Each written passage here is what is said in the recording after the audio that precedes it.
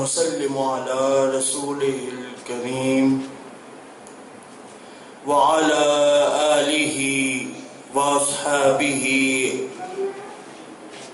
وأهل بيته أجمعين أما بعد فأعوذ بالله من الشيطان الرجيم بسم الله الرحمن الرحيم الخبيثات للخبيثين والخبيثون للخبيثات والطيبات للطيبين والطيبون للطيبات صدق الله مولانا العظيم إن الله وملائكته يصلون على النبي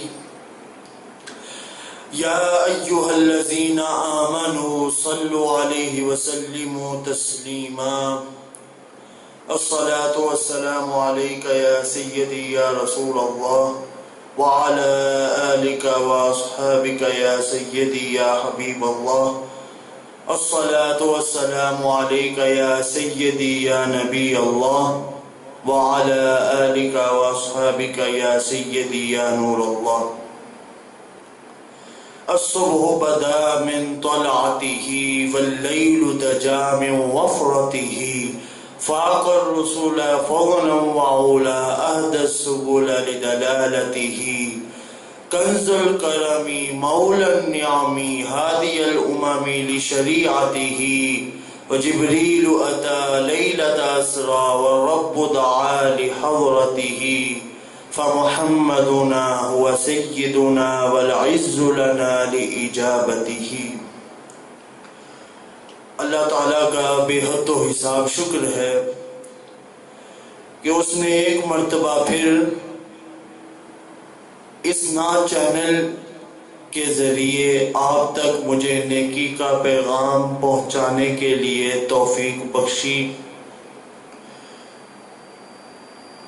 اس خالق رب ذوالجلال سے دعا ہے کہ وہ مجھے آپ کے لیے اسی طرح خیر کی باتوں کو جمع کرنے کی اور آپ تک پہنچانے کی توفیق عطا فرمائے اور آپ کو مجھ سے سننے کے بعد دوسروں تک پہنچانے کی توفیق عطا فرمائے۔ آج جس موضوع کا میں نے انتخاب کیا وہ موضوع بظاہر طور پر تو بہت ہی ٹیکنیکل ہے، لیکن اگر اس کو قرآن کے ذریعے دیکھا جائے، حدیث کے ذریعے دیکھا جائے، رب ذوالجلال اور اولیاء اللہ کے اقوال کے ذریعے دیکھا جائے تو وہ موضوع بہت ہی اہم موضوع ہے۔ آج اس موضوع پر لب کشائی کا موقع ملا، اس کا نام ہے کامیاب مرد کا راز، کہ مرد کی کامیابی کا راز کیا ہے۔ آپ نے یہ سن رکھا ہے کہ مرد کی کامیابی کا جو راز ہوتا ہے، یہ جو مرد کی کامیابی ہے اس کے پیچھے ہاتھ عورت کا ہوتا ہے، یہ آپ نے سن رکھا ہے۔ لیکن میں آپ کو بتانا چاہتا ہوں کہ مرد کی جو اصل کامیابی ہوتی ہے وہ راز کیا ہے، وہ راز آپ کو بتانا چاہتا ہوں جس سے ہم کوسوں دور بیٹھے ہیں۔ ہم پی ایچ ڈی کر لیتے ہیں، اتنی اچھی اچھی ڈگریاں حاصل کر لیتے ہیں، نوکریاں حاصل کر لیتے ہیں، بڑے بڑے عہدوں پر فائز ہو جاتے ہیں، لیکن کبھی یہ نہیں سوچتے کہ یہ سب کچھ جو مجھے ملا ہے اس کا سبب کیا ہے۔ میں نے اتنے گناہ کیے، اتنی غلطیاں کی، وہ رب ذوالجلال نے مجھے پھر بھی عطا کیا۔ اس رب ذوالجلال نے اپنی نعمتوں کے دروازے بند نہیں کیے۔ یہ سارا کچھ جو مجھے حاصل ہوا ہے کس کے سبب سے ہوا ہے، اس کی طرف ہم کبھی دھیان نہیں کرتے۔ ہمیں جب ملتا ہے ہم خوش ہو جاتے ہیں، ہم اس کے اوپر شکر بھی ادا نہیں کرتے۔ شکر ادا کیا کرنا، ہم تو یہ بھی نہیں دیکھتے کہ یہ جو ہمیں ملا ہے، جو رب ذوالجلال نے ہمیں یہ ساری نعمتیں عطا کی ہیں، ان سب کے پیچھے مین کریکٹر کون ہے، اصل کردار کون ہے؟ وہ کردار ایک عورت کا کردار ہے۔ وہ کون سا کردار ہے؟ ایک عورت کا کردار ہے۔ اسی لیے اقبال نے کیا خوب کہا، اقبال کہتے ہیں وجود زن سے ہے تصویر کائنات میں رنگ، وجود زن سے ہے تصویر کائنات میں رنگ، اسی کے ساز سے ہے زندگی کا سوز درون، اسی کے ساز سے ہے زندگی کا سوز درون۔ تو مین کریکٹر جو کہا وہ کس کو کہا؟ عورت کو۔ کیونکہ اگر آپ ذرا غور کریں تو آپ کے دنیا میں آنے کی سب سے بڑی وجہ، سب سے بڑا ذریعہ، سب سے بڑا سبب جو آپ کو دنیا میں لے کر آیا وہ ایک عورت ہے۔ کس کے روپ میں؟ ماں کے روپ میں۔ عورت آپ کو کئی روپوں میں ملے گی، کبھی ماں کے روپ میں، کبھی بیوی کے روپ میں، کبھی بہن کے روپ میں، کبھی ساس کے روپ میں،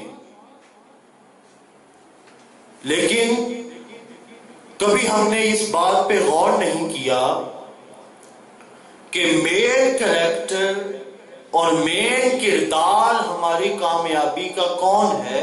عورت۔ میں نے آپ کو سورۃ النور کی آیت نمبر 26 تلاوت کر کے دکھائی، جس میں رب ذوالجلال نے ارشاد فرمایا الخبیثات للخبیثین والخبیثون للخبیثات والطیبات للطیبین والطیبون للطیبات، کہ پاکیزہ لوگوں کے لیے، پاکیزہ مردوں کے لیے، پاک دامن مردوں کے لیے پاک دامن عورتیں ہیں، اور گھٹیا مردوں کے لیے، بدکار مردوں کے لیے، گناہگار مردوں کے لیے بدکار عورتیں ہیں۔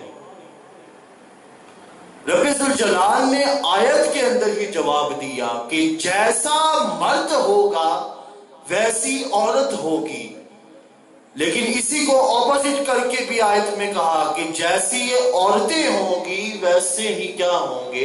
مرد ہوں گے۔ اگر پاک دامن مرد ہیں تو ان کے لیے پاک دامن عورتیں، اور اگر پاک دامن عورتیں ہیں تو ان کے لیے پاک دامن مرد۔ تو جیسی عورت ہوگی ویسا ہی کیا ہوگا؟ مرد ہوگا۔ عورت اگر پاک دامن ہے،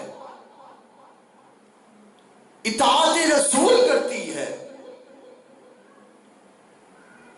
صبر سے کام لیتی ہے، تو پھر اس کا مرد بھی ویسا ہی ہوگا۔ اور اگر عورت جو ہے وہ اللہ کے حکموں کی پامال، اللہ کے حکموں کے فیصلوں کو نہیں مانتی، تو پھر مرد بھی نہیں مانتا۔ اسی لیے اللہ تعالیٰ نے ارشاد فرمایا سورۃ النور میں کہ پاک دامن عورتوں کے لیے پاک دامن مرد۔ تو میں آپ کو مین چیز جو بتائی وہ یہ کہ مین کریکٹر جو انسان کی کامیابی کا ہوتا ہے وہ کون ہے؟ عورت۔ عورت کا مطلب اگر آپ جانیں تو عورت فارسی زبان کے اندر حیا کا نام، عورت فارسی زبان کے اندر حیا کا نام ہے، لیکن اس کو اگر آپ عربی میں جانیں کہ عربی میں عورت کا کیا معنی ہے تو عربی میں عورت چھپی ہوئی چیز کو کہتے ہیں۔ وہ چیز جو چھپی ہوئی ہو عربی میں اس کا معنی کیا ہے؟ عورت۔ فارسی میں معنی ہوا حیا اور عربی میں معنی ہوا چھپی ہوئی چیز۔ یہ عورت کا لغوی معنی دو زبانوں کے اعتبار سے آپ کو بتایا، لیکن عورت بظاہر طور پر 4 حروف کا مجموعہ ہے، 4 حروف کا، اور وہ 4 حروف بہت ہی معنی رکھتے ہیں۔ یہ جو 4 حروف جو عورت کا مجموعہ ہے، عورت انہی 4 روپ میں آپ کے سامنے آپ کو نظر آئے گی۔ پہلا روپ ماں کا، جو محبت و مٹھاس سے آپ کو پالتی ہے، آپ کو کھلاتی پلاتی بڑا کرتی ہے، ماں کا روپ۔ دوسرا روپ آپ کو ملے گا بہن کا، جو آپ کے ساتھ کیا کرتی ہے؟ ہمدردی، ہمیشہ آپ کے ساتھ ہمدردی کرے گی، یہ عورت کا دوسرا روپ۔ تیسرا روپ جو عورت کا ہوتا ہے وہ ہے بیوی کا، جو آپ کی اطاعت کرتی ہے، جو آپ کی خدمت کرتی ہے، جو آپ کے دکھوں میں شریک ہوتی ہے، خوشیوں میں شریک ہوتی ہے، ساری زندگی آپ کا ساتھ نبھاتی ہے۔ یہ تیسرا روپ عورت کا، کس روپ میں؟ بیوی کے روپ میں۔ اور اسی سے اگلا روپ جو چوتھا روپ ہے وہ ہے بیٹی کا۔ کس کا روپ؟ بیٹی کا۔ بیٹی وہ چیز ہوتی ہے جو ہمیشہ آپ کے لیے راحت کا سبب بنتی ہے، آپ کو سکون پہنچاتی ہے، آپ کے دل کو تسکین پہنچاتی ہے۔ تو چوتھا روپ عورت کا کیا ہے؟ بیٹی کا روپ۔ یہ 4 حروف جو عورت کا مجموعہ ہے، تو پھر پتہ بھی چلا کہ عورت 4 روپ میں آپ کو نظر آئے گی: ماں، بیوی، بہن اور بیٹی۔ یہ 4 عورت کے روپ ہوتے ہیں۔ اب یہ عورت کے روپ تھے، آپ کو پتا چلا کہ عورت ان 4 روپ کے اندر آپ کو ضرور نظر آئے گی۔ تو تھوڑا آگے دیکھیے تو میں آپ کو بتاؤں کہ عورت جو ہے کامیابی کا ذریعہ کیسے بنتی ہے۔ میں نے آپ کو جو کہا کہ کامیاب عورت ہو تو مرد بھی کامیاب ہوتا ہے، کیا آپ کو میں ثابت کر کے دکھاؤں گا کہ کیسے ہوتی ہے عورت، کامیابی کا راز کیسے ہوتی ہے۔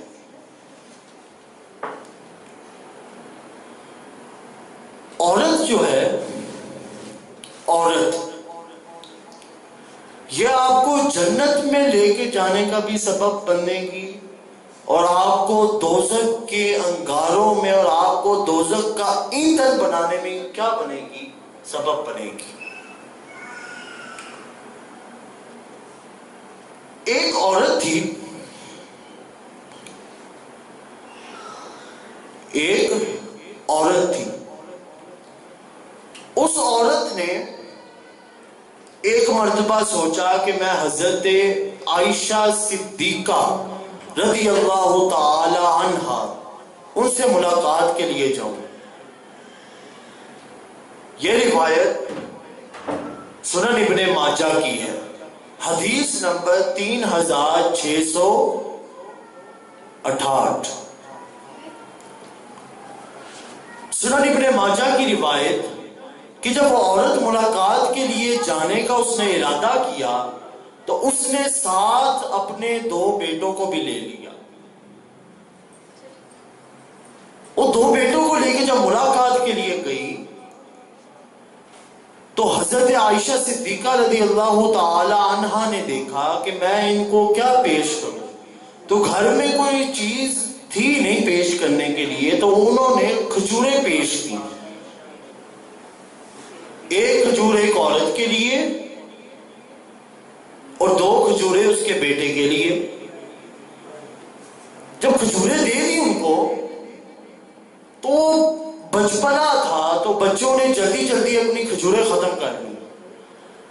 ماں جب کھجور کھانے لگی تو بچوں نے کہا کہ امی جان اور دیں۔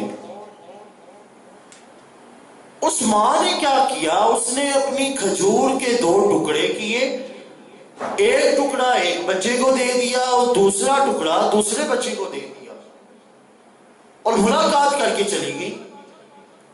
اب یہ سارا منظر حضرت عائشہ صدیقہ رضی اللہ تعالی عنہا نے اپنی نگاہوں سے دیکھا۔ جب حضور علیہ السلام تشریف لائے تو ام المؤمنین حضرت عائشہ صدیقہ رضی اللہ تعالی عنہا نے کہا کہ آج ملاقات کے لیے عورت آئی اور سارا واقعہ بیان کر دیا۔ کہتی مجھے یہ واقعہ دیکھ کے بڑا تعجب ہوا۔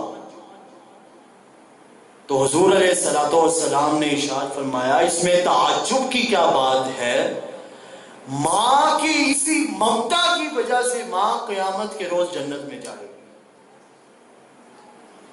اس محبت اور شفقت کے ذریعے وہ کہاں جائے گی؟ جنت میں جائے گی۔ اس رویے کے ذریعے وہ کہاں جائے گی؟ جنت میں جائے گی۔ جو اپنی خوشی بھی اپنے بچوں کے لیے قربان کر دے، جو اپنی راحت بھی اپنے بیٹوں کے لیے قربان کر دے، وہ ماں کہاں جائے گی؟ جنت میں جائے گی۔ ہے اگر اللہ کی مرضی بیچ میں شامل ہو جائے تو وہ مقدر کو تبدیل بھی کر دیتا ہے، یا مقدر کے اندر جو لکھا ہوتا ہے وہ اس کو مل بھی جاتا ہے۔ تو اللہ کی طرف سے وہ بادشاہ کی بیٹی کے دل میں بھی اس جوان کی محبت ہو گئی۔ اب اس بیٹی نے اس کی ماں جب صفائی کے لیے گئی اس سے پوچھا کہ وہ لڑکا کدھر ہے آپ کا بیٹا؟ تو ماں نے کہا وہ تمہاری جھلک دیکھنے کے لیے بےتاب بیمار کمرے کے اندر پڑا ہوا ہے۔ تو بادشاہ کی بیٹی نے کہا کہ ویسے تو میرا باپ بادشاہ اور آپ کہاں پہ فقیر، تو میرا باپ تو آپ کو ملنے نہیں دے گا، تو آپ ایسا کریں آپ اپنے بیٹے کو جا کے کہیں کہ کوئی روح بدل کے اللہ والے کا ناٹک کرو، تو 3-4 دن جب تم اللہ والے کا ناٹک کرو گے روح بدل کے تو تمہارے چرچے عام ہو جائیں گے۔ پھر میں اپنے باپ سے بات کروں گی کہ بڑے چرچے ہو رہے ہیں یہاں پہ محلے کے اندر، کوئی اللہ والے بزرگ آئے ہیں تو مجھے اس سے ملنے دے، اسی بہانے میں جا کر ان سے مل لوں گی۔ ماں نے کہا ٹھیک ہے، یہ تو بہت زبردست آئیڈیا ہے۔ وہ کہیں جا کے اس نے اپنے بیٹے کو کہا کہ اس طرح بادشاہ کی بیٹی کہہ رہی ہے، تم سے ملنا چاہتی ہے، اور اس نے یہ سارا ماجرا بیان کیا۔ اب وہ بیٹے کے دل کے اندر لالچ تھی اس کی نگاہ کو دیکھنے کی، اس کا نظارہ کرنے کی۔ اس نے کیا کیا، روح بدلا، اللہ والا بنا، ناٹک کیا اور جا کر بیٹھ گیا۔ اب جو بھی آئے آگے کہے جی بابا جی دم کر دے، بابا جی ہمیں فلانا مسئلہ ہو گیا ہے اس کا حل بتا دے، یہ کر دے وہ کر دے۔ 3-4 دن گزرنے تھے کہ اس کے چرچے سارے معاشرے میں عام ہو گئے۔ اب سارا معاشرہ کہے کہ وہ اللہ والے بزرگ ہیں، ان کے پاس جاؤ، وہ آپ کا مسئلے کا حل کر دیں گے، یہ کر دیں گے، وہ کر دیں گے۔ جب بادشاہ کی بیٹی نے دیکھا نا کہ کام ہو گیا، تو اس نے اصرار کیا اپنے والد سے کہ مجھے بھی اس کو ملنے کے لیے بھیجا جائے۔ بادشاہ مان گیا، اس نے اپنی بیٹی کو اجازت دے دی۔ وہ گئی نہ جب، تو اللہ تعالیٰ کی طرف سے کرنی ایسی ہوئی، اللہ تعالیٰ جس کا دل پھیرتے، لمحوں کی بھی بات نہیں ہوتی، اللہ تعالیٰ جس کا دل پھیرتے۔ حدیث شریف میں آتا ہے نا کہ اللہ تعالیٰ شایان شان، اللہ تعالیٰ کی 2 انگلیوں کے درمیان انسان کا دل ہے، چاہے تو ہدایت کی طرف پھیرتے، چاہے تو گمراہی کی طرف پھیرتے۔ تو اللہ تعالیٰ کی کرنی ایسی ہوئی کہ وہ ناٹک کرتے کرتے اصل میں ولی اللہ بن گیا۔ مین کریکٹر کیا تھا؟ عورت کا۔ کس کے کہنے پر اس نے روپ چینج کر کے ناٹک کیا؟ عورت کے کہنے پر۔ لیکن ناٹک ایسا ہوا کہ وہ ناٹک پھر حقیقی عشق میں بدل گیا، عشق مجازی سے کنورٹ ہو کے عشق حقیقی میں جا پہنچا۔ جب بادشاہ کی بیٹی اس سے ملنے کے لیے آئی اور آ کے اس کو سلام بلانے کے بعد کہا کہ میری طرف دیکھو، میں تم سے ملنے آئی ہوں، تو اس نے اپنی نگاہیں اٹھائی ہی نہ۔ وہ بڑی حیران ہوئی۔ اس نے کہا کہ شاید تم نے مجھے پہچانا نہیں، میرے کہنے پر ہی تم نے یہ سب کیا ہے، تو اب میں تم سے ملنے آئی ہوں اور تم مجھے دیکھ بھی نہیں رہے ہو۔ تو اس نے نگاہیں جھکا کے ہی کہا، اس نے کہا کہ مجھے اب عشق مجازی نہیں، عشق حقیقی چاہیے۔ اب میں عشق حقیقی کا طالب ہوں، اب عشق مجازی کا طالب نہیں رہا، اب میں کسی عورت کے عشق کا طالب نہیں رہا، اب میں عشق حقیقی کا طالب ہوں۔ اب مجھے عشق حقیقی چاہیے، اب مجھے وہ مزہ عورت کی چاہت میں نہیں آتا جو مزہ مجھے رب ذوالجلال کے ذکر کرنے میں آتا ہے۔ جب اس کی بادشاہ کی بیٹی نے یہ دیکھا نا تو اس کا دل بھی پگھل گیا۔ اس نے کہا کہ جس عشق حقیقی میں تو مبتلا ہوا ہے اس کے اندر مجھے بھی مبتلا کر دے، مجھے بھی عشق حقیقی دے دے۔ تو ناظرین گرامی قدر، ذرا اس واقعے کے اوپر اگر غور کیا جائے تو اس واقعے کے اندر اس نوجوان کا عشق مجازی سے عشق حقیقی کی طرف کس نے دل پھیرا؟ پھیرا تو رب ذوالجلال نے، لیکن سبب کیا بنا؟ مین کریکٹر کون بنا؟ مین کردار کون بنا؟ وہ عورت کا کردار۔ تو کامیابی کا پیچھے ذریعہ کہیں نہ کہیں سے عورت ضرور ہوتی ہے۔ اور سب سے بڑی کامیابی کا ذریعہ اور کیا ہو سکتا ہے کہ جتنے بھی انبیاء ہیں، جتنے بھی اولیاء اللہ ہیں، جتنے بھی صلحاء، کاملین، تابعین، اتباع التابعین ہیں، یہ اس عہدوں پر فائز نہ ہوتے اگر اللہ تعالیٰ عورت کو پیدا نہ کرتا۔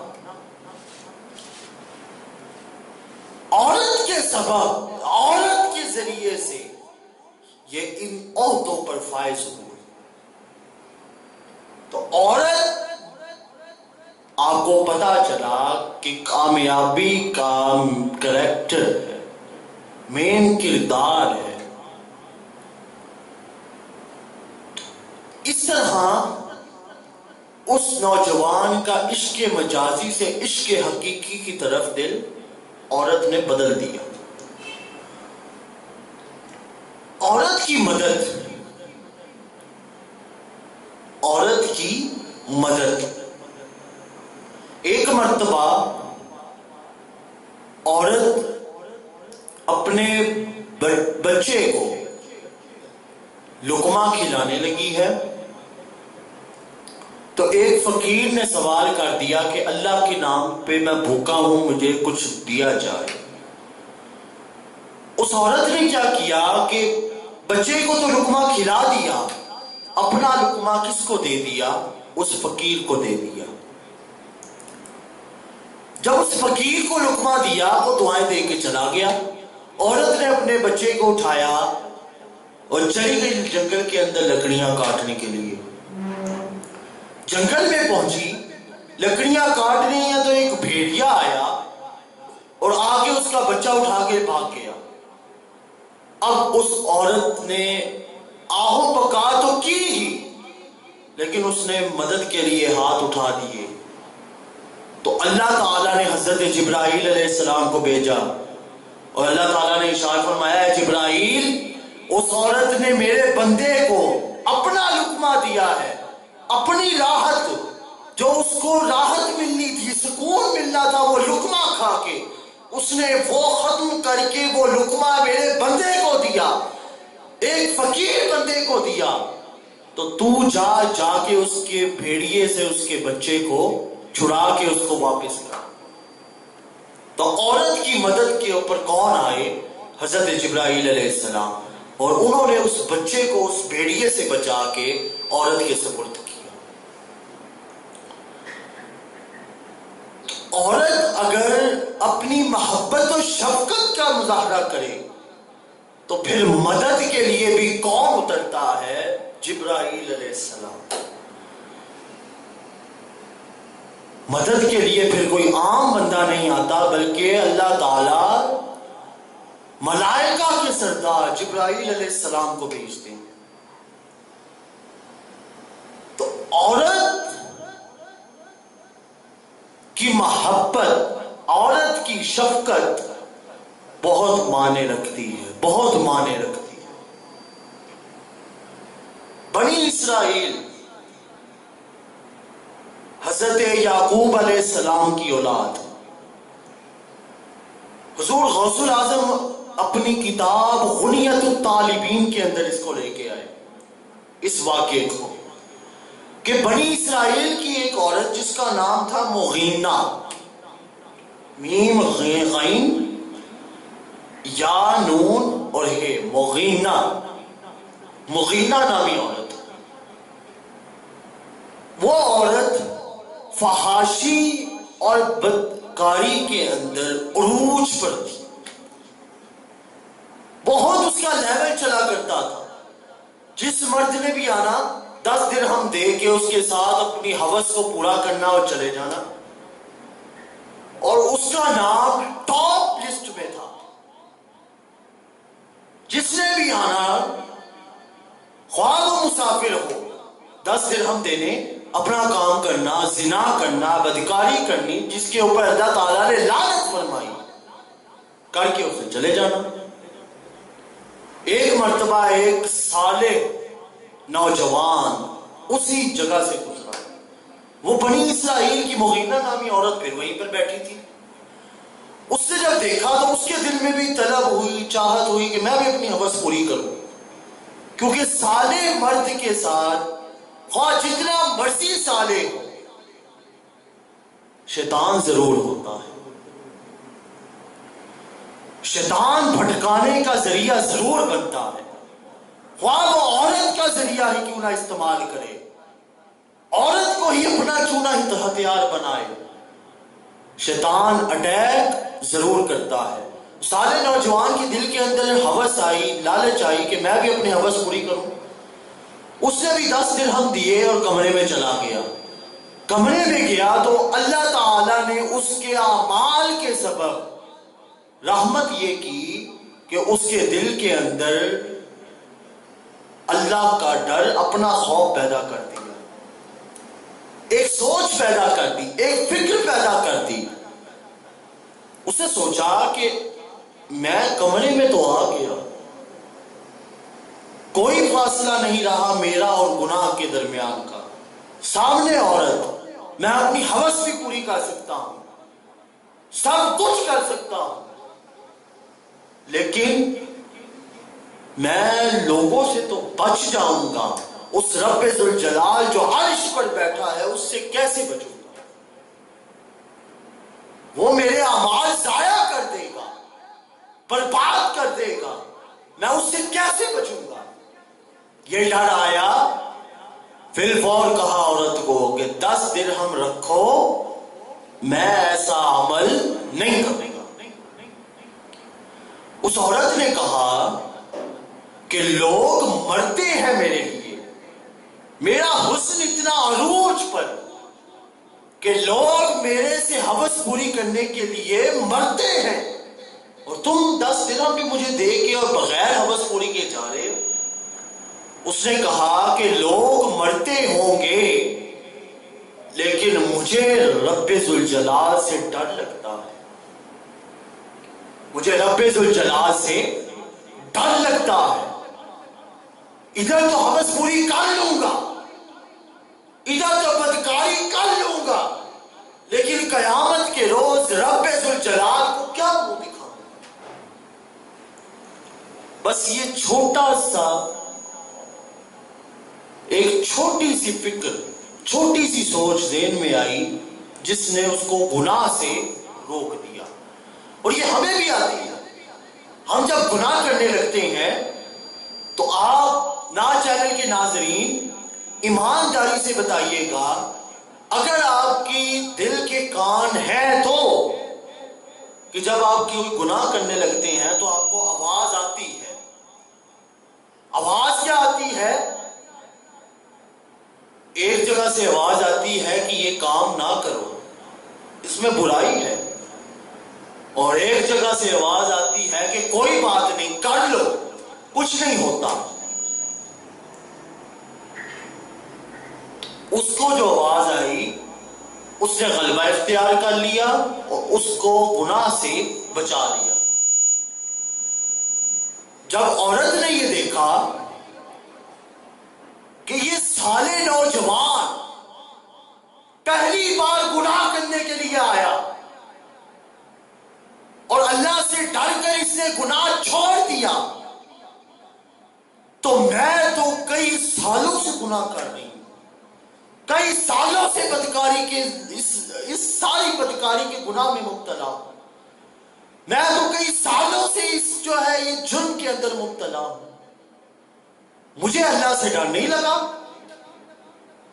بس یہ سوچنا تھا، بھاگی اس کی طرف توبہ کرنے کے لیے، توبہ جو کر لی، پھر اس نے سوچا کہ کیوں نہ میں اس بندے سے، اس سالے نوجوان سے نکاح کر لوں۔ لیکن جب نکاح کے لیے گئی تو وہ بندہ مر چکا تھا۔ بڑی سوچ اور حیرت کے اندر مبتلا ہوئی کہ جس بندے سے تو میں نے نکاح کرنا تھا وہ تو مر چکا ہے۔ اس نے خاندان والوں سے پوچھا کہ اس کا کوئی بھائی ہے؟ انہوں نے بتایا ہاں ایک بھائی ہے۔ اس عورت نے اس کے بھائی کے ساتھ نکاح کر لیا۔ اب ناظرین گرامی قدر، میں واقعے کو سٹاپ کر کے آپ کو پھر سے ریوائز کروانا چاہتا ہوں کہ عورت کون تھی؟ بنی اسرائیل کی۔ کون؟ بنی اسرائیل کی، نام مغینہ، کئی سالوں سے بدکاری، کس کے عوض؟ 10 درہم کے۔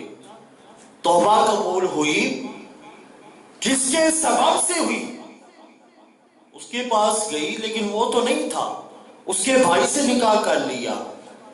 اب رب ذوالجلال نے، عورت تھی فاحشہ، بدکاری کرنے والی عورت، لیکن رب ذوالجلال نے اس کے ذریعے 7 انبیاء کو پیدا کیا۔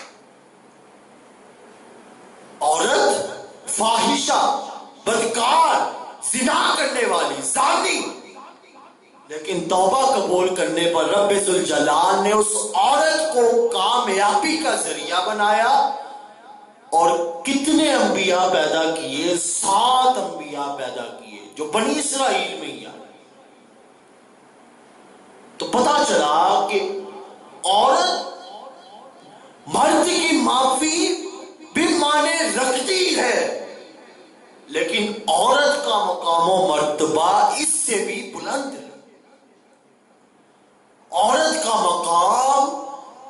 مرد کے مقابلے بہت بلند ہے.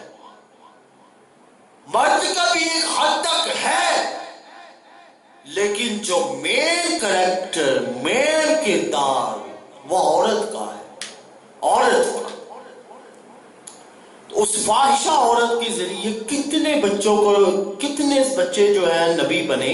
7 بچوں کو اللہ تعالیٰ نے بنی اسرائیل کے اندر نبوت دی، یعنی 7 نبیوں کو اس عورت نے پیدا کیا. عورت کی فضیلت جو میں نے آپ کو بتائی کہ اس کا بہت مقام و مرتبہ ہے، وہ اس میں سے آپ کو میں ایک چھوٹا سا مقام اور مرتبہ بتاتا ہوں. ہم 2 رکعت نماز پڑھے تو ہمیں ثواب کتنا ملے گا؟ جنرل سا سوال، نہ اتنا مشکل، نہ اتنا ٹیکنیکل، نہ اتنا لاجیکل، سیدھا سیدھا سوال. ہم 2 رکعت نماز نفل ادا کریں کتنا ثواب ملے گا؟ 2 رکعت کے حساب سے، 4 رکعت کے حساب سے، 8 رکعت کے حساب سے، 16 رکعت کے حساب سے، یا 20 رکعت کے حساب سے؟ ہمیں ثواب 2 رکعت کا 2 رکعت کے حساب سے ہی ملے گا. لیکن عورت کا مقام و مرتبہ دیکھیے، جب عورت حاملہ ہو، کیا ہو؟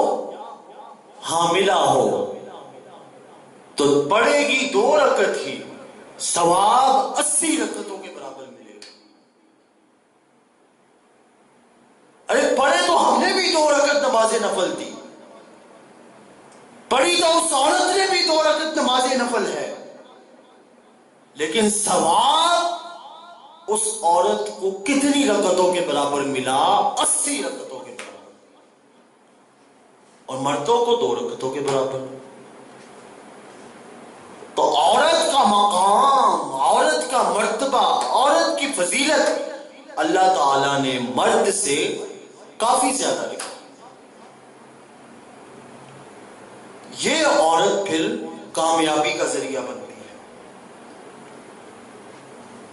حضرت صالح علیہ السلام کا واقعہ آپ سبھی جانتے ہیں کہ قوم کو گزشتہ انبیاء کی طرح تبلیغ کی کہ اللہ سے ڈرو، اللہ تعالیٰ کے حکموں کو پورا کرو، اللہ تعالیٰ نے مجھے تمہارے پاس نبی بنا کر بھیجا، سو میری تعلیمات پر عمل کرو. تو عورت نے آگے سے جو ان کی قوم تھی اس نے بھی گزشتہ قوموں کی طرح کیا کر دیا؟ انکار کر دیا کہ ہم نہیں آپ کو نبی مانتے. حضرت صالح علیہ السلام نے کہا اچھا دیکھو میں تمہاری طرف اللہ کا نبی بنا کے بھیجا گیا ہوں، تو میری تعلیمات پر عمل کرو، اللہ سے ڈرو. قوم نے کہا اچھا کوئی ثبوت؟ حضرت صالح علیہ السلام نے کہا کیا ثبوت چاہیے تمہیں؟ قوم نے کہا ثبوت یہ ہے اگر اللہ کے نبی ہو تو ہمیں معجزہ دکھاؤ. اور معجزہ بھی انہوں نے خود بتایا. کیا معجزہ؟ معجزہ یہ کہ ایک پہاڑ ہے، اس پہاڑ کے اندر سے ایک اونٹنی برآمد کرو. اور اونٹنی بھی برآمد نہیں کرنے کے بعد معجزہ انہوں نے بتایا کہ یہ کرنا ہے آپ نے، اونٹنی برآمد ہو، بچہ پیدا کرے، اور وہ بچہ آگے سے دودھ دے. اب ناظرین گرامی قدر آپ مجھے بتائیں کہ ایک وقت میں اونٹنی پیدا ہو، بڑی ہو، بچہ پیدا کرے، اور وہ بچہ بھی پھر دودھ دے، ایسا ہو سکتا ہے؟ آف کورس نہیں ہو سکتا. لیکن حضرت صالح علیہ السلام نے کہا اے قوم معجزہ تو میں پورا کر دوں، لیکن کہیں ایسا نہ ہو کہ تم اس کا انکار کر دو. ان کا نہیں، ہم انکار نہیں کرتے، ہم معجزہ پورا کریں، ہم آپ کو نبی مان لیں گے. تو قرآن پاک کے اندر الفاظ آئے حاذہ ناقۃ اللہ، جب اونٹنی برآمد ہوئی اور اس نے بچہ پیدا کیا اور بچے نے بھی دودھ دیا، تو قرآن پاک کے اندر الفاظ آئے حاذہ ناقۃ اللہ لکم آیۃ فذروها تأکل فی ارض اللہ، کہ یہ اونٹنی برآمد ہوئی ہے اور یہ اللہ کی زمین سے کھائے گی. لیکن کوئی شرط نہیں. قوم کو کہا کہ شرط یہ ہے کہ ایک دن تم اس کا دودھ پیو گے اور یہ زمین میں جو کچھ بھی ہے اللہ کا رزق یہ وہ کھائے گی، تمہیں کھانے کی اجازت نہیں ہوگی. اور ساتھ ہی ساتھ ایک کنواں تھا، وہاں سے پانی بھرا کرتے تھے. تو حضرت صالح علیہ السلام نے کہا ایک دن یہ کنویں سے پانی پیے گی، تم اس کا دودھ پیو گے، اور دوسرے دن تمہیں اجازت ہوگی اس کنویں سے پانی بھرنے کی. انہوں نے کہا ٹھیک ہے. ایک دن گزرے، 2 دن گزرے، 3 دن گزرے، قوم تنگ آ گئی. یہ کیا چیزیں ہماری، قبضہ اس جانور کا، کنواں ہمارا، قبضہ اس جانور کا، رزق ہمارا، قبضہ اس جانور کا، سمجھ نہیں آئی. اب سامنے جو آئیں وہ کون تھیں؟ 2 عورتیں. 2 عورتیں سامنے آئی. انہوں نے کہا کہ اگر تم اس اونٹنی کو ختم کر دو، قتل کر دو، تو تم ہم سے جو یہ کام کرے گا وہ ہم اس کے ساتھ نکاح کر لیں، شادی کر لیں. تو انہوں نے ان 2 عورتوں کی باتوں میں آ کے اس اونٹنی کو مار دیا. جب اونٹنی کو قتل کر دیا تو رب ذوالجلال نے پھر ایسا دردناک عذاب برسایا کہ قوم تباہ و برباد ہو گئی. تو ناظرین گرامی قدر کہ اس قوم کی بربادی جہاں پہ عورت کامیابی کا ذریعہ بنی، اس کے برعکس عورت بربادی کا بھی ذریعہ بنتی ہے. اس قوم کو نیست و نابود کرنے کی، اس قوم کی ہلاکت و بربادی کی بڑی وجہ کون بنے؟ عورتیں. عورت جو 4 حروف کا مجموعہ. حضرت لوط علیہ السلام یہ بھی اللہ کے نبی تھے، لیکن کسی قوم کے اندر وہ برائی نہیں تھی جو حضرت لوط علیہ السلام کی قوم میں تھی. پچھلی قومیں تو چلو زنا کرتی تھی عورتوں کے ساتھ، لیکن حضرت لوط علیہ السلام کی قوم ایسی تھی مرد مرد کے ساتھ زنا کرتے تھے. یہ حضرت لوط علیہ السلام کی قوم تھی. مرد کس کے ساتھ زنا کرتے تھے؟ مرد کے ساتھ. عورتیں کس کے ساتھ کرتی تھی؟ عورتوں کے ساتھ. بڑی عجیب قوم تھی. حضرت لوط علیہ السلام نے کہا دیکھو بات ذرا یہ ہے کہ تم سے پچھلی قوموں میں سے کسی نے یہ عمل نہیں کیا، تم بھی یہ عمل چھوڑ دو. آگے سے قوم کا جواب سنیے. قوم کہتی ہیں بڑے آئے ہمیں سمجھانے والے، بڑے آئے ہمیں سمجھانے والے، نکل جاؤ ہماری بستی سے، نکال دو ان کو ہماری بستی سے. بڑے نیک آئے ہمیں سمجھانے والے، ہم نہیں سمجھیں گے. اور ناظرین گرامی قدر اس قوم کے جو ہیڈ تھے، مرد مرد کے ساتھ زنا کرتے ہیں، عورت عورت کے ساتھ زنا کرتی ہے. ہیڈ کون تھی؟ حضرت لوط علیہ السلام کی بیوی. حضرت لوط علیہ السلام کی بیوی ہیڈ تھی. ایک عورت کی وجہ سے پوری قوم کس گناہ کے اندر مبتلا تھی؟ زنا کے. وہ زنا بھی گھٹیا ترین زنا. اللہ تعالیٰ نے 2 فرشتوں کو بھیجا کہ جاؤ جا کے ہلاک کر دو اس قوم. وہ فرشتے آئے تو سب سے پہلے انہوں نے آزمائش کے لیے حضرت ابراہیم علیہ السلام کے. ایک بستی میں حضرت لوط علیہ السلام نبی تھے، وہ بستی چھوڑ کے ساتھ والی بستی میں کون نبی تھے؟ حضرت ابراہیم علیہ السلام. حضرت ابراہیم علیہ السلام جو تھے ان کی یہ عادت تھی کہ وہ مہمان کے بغیر کبھی کھانا نہیں تناول کیا کرتے تھے. مہمان کو ڈھونڈ کر لاتے اور اس کے ساتھ کھانا کھاتے. وہ مہمان کی تلاش میں تھے. تو جو 2 فرشتے ان کو ہلاک کرنے کے لیے قوم کو آئے، وہ آ کے بیٹھ گئے کدھر؟ حضرت ابراہیم علیہ السلام کا. اب حضرت ابراہیم علیہ السلام نے ہم جیسے بندوں کی طرح ان سے نہیں پوچھا کہ ٹھنڈا لیں گے یا گرم، کھانے میں کیا لیں گے، پینے میں کیا لیں گے. نہیں، جو گھر میں میسر تھا بنا ہوا بچڑا لا کے پیش کر دیا. اور جب لا کے پیش کر دیا تو حضرت ابراہیم علیہ السلام نے دیکھا کہ وہ کھا نہیں رہے. حضرت ابراہیم علیہ السلام نے کہا کہ کچھ تو گڑبڑ ہے. کہا آپ کھانا کیوں نہیں کھا رہے؟ انہوں نے کہا کہ دراصل ہم انسان نہیں بلکہ کون ہیں؟ اللہ کی طرف سے بھیجے ہوئے فرشتے.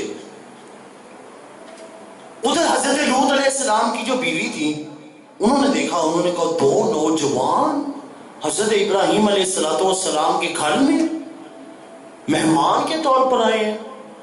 انہوں نے جا کے اپنی قوم کو بتایا کہ لوگوں، دو شکار مل گئے، ان کے ساتھ تم زنا کر سکتے ہو، کیونکہ مرد مرد کے ساتھ زنا کرتے تھے. انہوں نے کہا آپ ان کے ساتھ زنا کر سکتے ہو. وہ جب گئے تو ان دو فرشتوں نے دیکھا تو وہ بڑے تعجب میں آئے. انہوں نے کہا اب کیا بنے گا ہمارا، ہم تو پھنس گئے. لیکن رب عزوجلال کے بتائے ہوئے فیصلے کے مطابق اس بستی کو تباہ و برباد کر دیا گیا. کیسے؟ پتھر برسا کر، پتھروں کی بارش کر کے. تو ناظرین گرامی قدر، اس قوم کی بھی ہلاکت کا سبب کیا بنی؟ عورت. تو پتہ چلا کہ عورت کامیابی کا سبب تو بنتی ہی ہے، ساتھ ساتھ ناکامی کا سبب بھی بنتی ہے. کامیابی کا سبب بن گئی لیکن ساتھ ساتھ ناکامی کا سبب بھی عورت ہی بن گئی. اسی طرح ایک بدھو سے، عرابی سے کسی نے پوچھا کہ اچھی عورت کی نشانیاں کیا ہیں؟ اچھی عورت پہچانی کیسے جائے گی؟ اس بدھو نے جو جواب دیا وہ سننے والا تھا.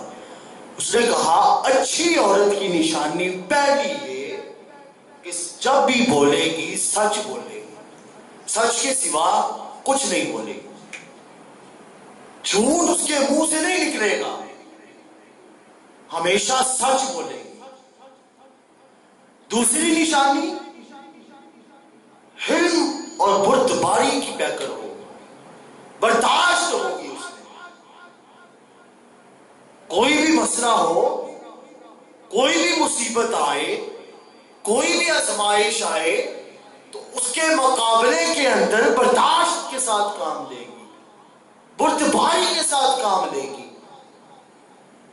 یہ نہیں سمجھے گی کہ اب کیا ہوگا، یعنی شکوہ اپنی زبان پر کبھی نہیں لائے. یہ اچھی عورت کی نشانی. پھر اس بدھو نے کہا کہ ایک اور نشانی ہے، وہ یہ کہ ہنسے گی نہیں، تبسم کرے گی، ہلکا سا بس مسکرائے گی، کھل کھلا کے. اور جو بے چھوٹی چھوٹی باتوں کے اوپر ہنس پڑنا، یہ وہ عورت نہیں کرے گی. ہلکا سا مسکرائے گی بس.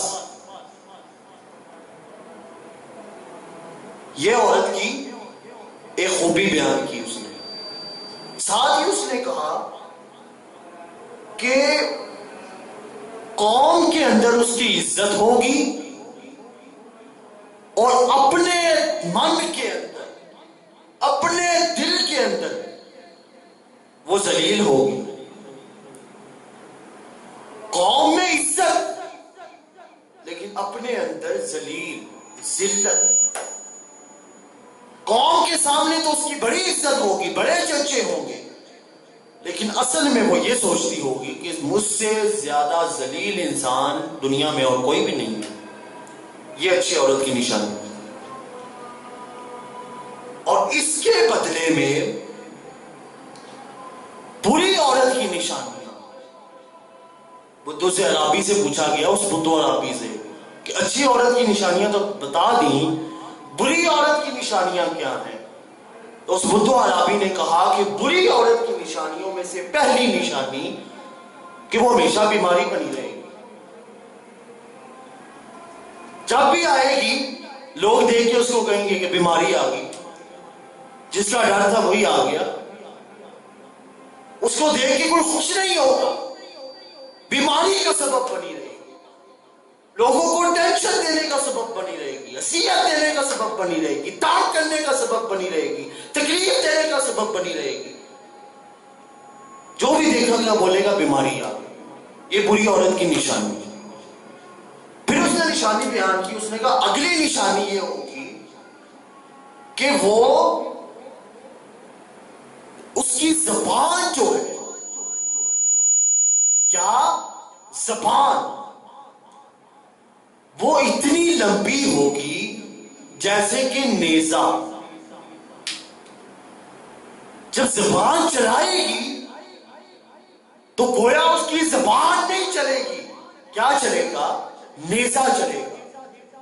اور ناظرین، نیزہ جب چلتا ہے وہ نہیں دیکھتا کہ سامنے نرم چیز ہے، سخت چیز ہے، کاٹ کے رکھ دیتا. نیزے کی طرح اس کی زبان چلے گی. وہ نہیں دیکھے گی سامنے بڑا ہے، چھوٹا ہے، بوڑھا ہے، بچہ ہے. نیزے کی طرح اس کی زبان چلے گی. پھر اس نے اس کی ایک اور نشانی بتائی کہ بری عورت کی ایک اور نشانی کیا ہوتی ہے کہ بغیر وجہ کے روتی رہے گی اور بغیر کسی وجہ کے ہنستی رہے گی. ذرا ملاحظہ فرمائیں. بغیر وجہ کے روئے گی، بغیر وجہ کے ہنسے گی. کوئی وجہ نہیں، کوئی بات ہی کوئی نہیں، کوئی سر پیر ہی کوئی نہیں بات کا. رونا شروع کر دیا اور پھر ہنسنا بھی شروع کر دیا. یہ بری عورت کی نشانی ہے. پھر اس نے کہا کہ دھمکی دے گی. بات بات میں نا دھمکی دے گی. تم نے ایسے کیا تو میں ایسے کر دوں گی، تم نے ایسے کیا. یہ میں نہیں بتا رہا. بدھو عربی سے صحابہ نے پوچھا، وہ بتا رہا ہے. حالانکہ بدھو ہے، عربی ہے، لیکن اسے جو باتیں بتائیں وہ ایکسپٹ اور آج کل کے معاشرے کے اندر اپلائی ہوتی ہیں. تو اس نے کیا نشانی بتائی بری عورت کی کہ دھمکی دے گی بات بات پہ. ہر بات کے اوپر دھمکی دے گی کہ تم نے اگر ایسے کیا تو میں یہ کر دوں گی، میں وہ کر دوں گی، میں تمہیں یہ کر کے رکھ دوں گی، میں تمہارا منہ توڑ کے رکھ دوں گی، تمہارے پاؤں توڑ کے رکھ دوں گی، تمہیں میں سبق سکھا دوں گی. اور آج کل کی اصطلاح بھی بول دیتا ہوں، تمہیں لوہے کے چنے میں چھپوا دوں گی، یہ کر دوں گی، وہ کر دوں گی. دھمکی بات کرے گی. یہ اس کی عورت کی نشانی، بری عورت کی نشانی. پھر اس بدھو عربی نے کہا ایک اور نشانی یہ ہے، میاں کی نافرمانی کرے گی. میاں کو توجہ ہی نہیں دے گی. میاں اس کے لیے کیا ہے؟ شوہر اس کا مجازی خدا ہے، لیکن وہ اس کو اپنا مجازی خدا نہیں سمجھے گی. وہ کہے گی میری طرف سے مغرب لتا رہے، مجھے کوئی ٹینشن نہیں. اپنے میاں کی نافرمانی اور اس سے جان چھڑائے گی. اس کو اتنی اہمیت نہیں دے گی. وہ گھر میں ہوگا، یہ باہر نکل جائے گی. وہ باہر ہوگا، یہ گھر میں آ جائے گی. ایسی عورت کی پھر جب آگے اولاد ہوتی ہے تو میں ناظرین یہ اپنی طرف سے الفاظ نہیں کہتا، آپ خود سوچ لیں. عورت ایسی ہوگی تو اپنے بیٹے یا اپنی بیٹی کی تربیت کیسی کرے گی؟ سوچیں ذرا. میں نہیں آپ کو کہتا، کیونکہ یہ ریکارڈنگ آگے بڑی جگہ پہ جائے گی. وہاں پہ اب بڑے بھی ہوں گے، مجھ سے چھوٹے بھی ہوں گے، بوڑھے بھی ہوں گے. تو میں گستاخی نہیں کرتا زیادہ بولنے کی. آپ خود سوچیں کہ جس عورت بقول اس بدھو عربی کے بری عورت کی نشانی میں سے اگر یہ نشانی پائی جائے تو اس کی اولاد کیسی ہوگی؟ بیوی اگر اپنے شوہر کو ٹائم نہیں دیتی، شوہر گھر میں آئے بیوی اس کو اہمیت نہ دے. امام صادق علیہ الرحمہ نے قول نقل کیا کس کا؟ امیر المؤمنین حضرت علی شیر خدا رضی اللہ تعالی عنہ کا۔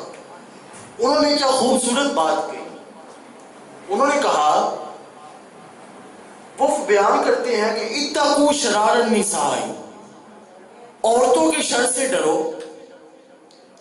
عورتوں کا شر بہت ہی خطرناک ہوتا ہے، عورتوں کے شر سے ڈرو۔ کیوں؟ اسی وجہ سے ڈرو، اور ساتھ ہی ساتھ کہا وَكُونُوا مِنْ خِيَارِهِنَّ، عورتوں کے شر سے تو تم ڈرو، لیکن جو نیک عورتیں ہیں، جو صالح عورتیں ہیں، جو پاکیزہ عورتیں ہیں، اس سے ہوشیار رہو۔ سوچنے والی بات ہے کہ عورتوں کے شر سے ڈرو، ساتھ ہی ساتھ نیک عورتوں سے ہوشیار رہو۔ پھر امیر المومنین بیان کرتے ہیں فَإِنْ أَمَرْنَكُمْ بِالْمَعْرُوفِ، بس اگر وہ تمہیں بھلائی کی طرف، نیکی کی طرف دعوت دیں، لَا يَطْمَعْنَ، تم ان کی بھلائی نیکی کو ایکسپٹ نہ کرو۔ کیوں نہ ایکسپٹ کیا جائے؟ عورت اگر بھلائی کی دعوت دے رہی ہے تو ایکسپٹ کیوں نہ کیا جائے؟ اسی لیے نہ کیا جائے کہ وجہ یہ ہے کہ لا یطمعن منکم فی المنکر، اگر تم ان کی بھلائی ایکسپٹ نہیں کرو گے نا تو وہ تم سے برائی کی بھی امید نہیں لگائیں گے، وہ تم سے بھلائی کی بھی امید نہیں لگائیں گے۔ جب تم بھلائی ان کی ایکسپٹ نہیں کرو گے تو نہ وہ تم سے بھلائی کی امید تو لگانی نہیں انہوں نے، ساتھ وہ برائی کی امید بھی نہیں لگائیں گی۔ تو حضرت علی شیر خدا نے پھر کیا ارشاد فرمایا کہ عورتوں کے شر سے ڈرو اور نیک عورتوں سے ہوشیار ہو، یہ مین چیز سمجھائی، اور یہ بیان کر کے انہوں نے میسج دیا کہ عورت جہاں پہ کامیابی کا ذریعہ بنے، ناکامی کا ذریعہ بنے، ساتھ ساتھ وہ برائی کا بھی ذریعہ ضرور بنتی ہے۔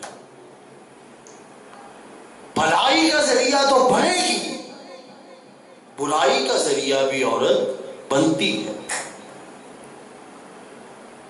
سعودی عرب کے مشہور عالم دین، کون سا ملک؟ سعودی عرب، جہاں پہ حضور علیہ السلام کا روضہ رسول ہے، روضہ مبارک،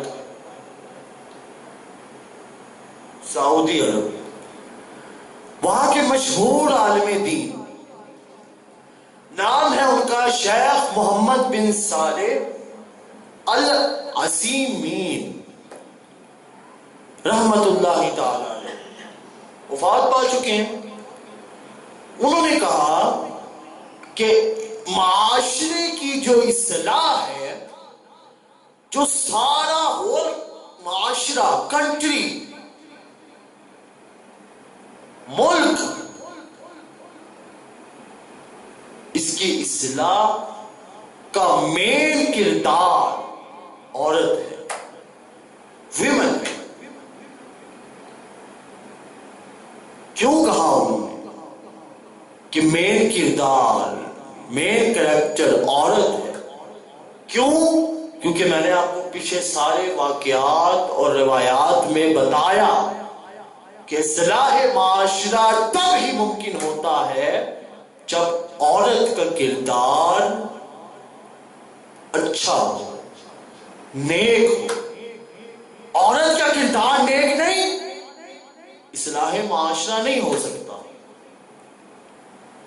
معاشرے میں تبدیلی اگر لانی ہے تو عورت کے کردار کو بدلنا پڑے گا، تبدیل کرنا پڑے گا۔ عورت کا کردار اگر تبدیل نہ ہوا تو پھر معاشرہ حضرت لوط علیہ السلام کی قوم کی طرح اور حضرت صالح علیہ السلام کی قوم کی طرح تباہ و برباد ہو گئے۔ جب ہماری بچیاں، ہماری بہنیں، ہماری بیٹیاں گھر سے باہر ننگے سر نکلے تو پھر ہماری بچیاں، ہماری بیٹیاں نبی کی امت میں نہیں رہتی۔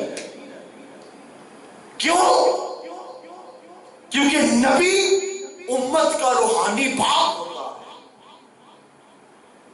جب عورت گھر سے نکلے اس سر پہ شرم و حیا کا دوپٹہ نہ ہو، شرم و حیا کی چادر نہ ہو، تو پھر وہ عورتیں، وہ ہماری مائیں بہنیں بیٹیاں نبی کی امت میں نہیں رہتی۔ ارے وہ عورت